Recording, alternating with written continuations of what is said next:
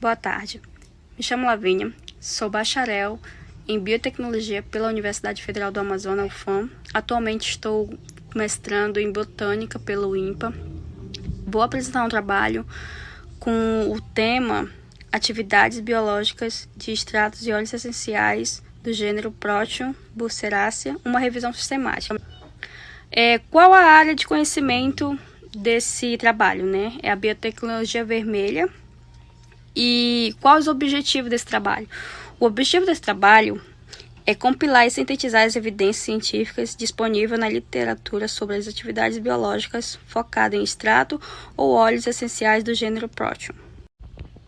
A introdução desse trabalho fala que o gênero Proteum pertence à família Burseraceae, reúne árvores e arbustos produtores de resinas aromáticas amplamente distribuído no Brasil, com destaque para a floresta amazônica, o cerrado e a Mata Atlântica. A rica diversidade de espécies de compostos bioativos presente nesse gênero tem despertado crescimento interesse da comunidade científica. Quais foram as metodologias usadas para esse trabalho? Bom, foram utilizados artigos, e meios de pesquisa, tais quais foram: na busca eletrônica de base de dados, foram utilizados BVS, Lilex, Portal Caps, PubMed, o Cielo e o Scient Direct.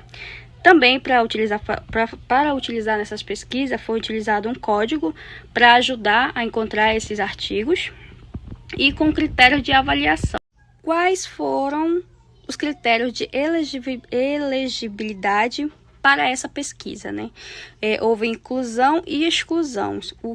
As inclusões foram os critérios de inclusão: artigos originais, dessas plataformas, completos, idiomas inglês e português, espanhol, relação direta com atividades biológicas de extratos ou óleos essenciais do gênero Proteum. Esses foram a metodologia.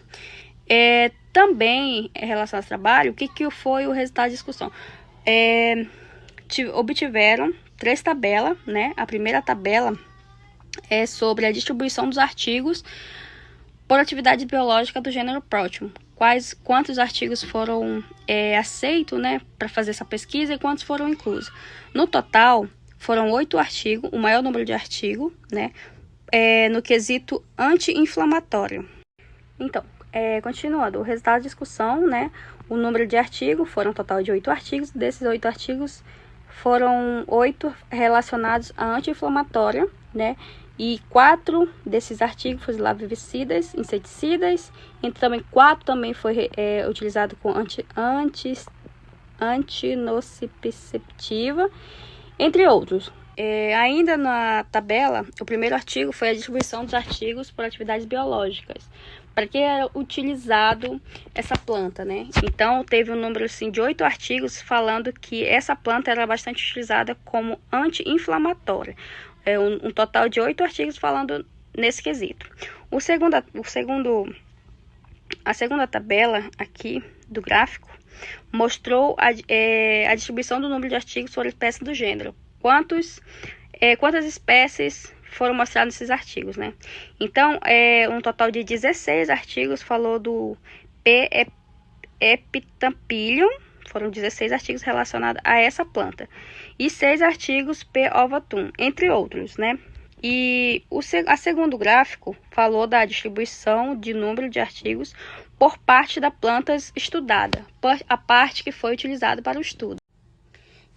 E por último, a última tabela, aqui a distribuição do número de artigos por parte da planta estudada. Quais foram os artigos que foram bastante citados, o que era utilizado dessa planta, Aqui a gente pode observar que teve um número muito grande de folhas, que ela é bastante utilizada, a folha dessa planta, assim também como a resina, O número de folhas foi um total de 20 artigos relacionados à folha da planta e a resina com a oleosina, total de 19.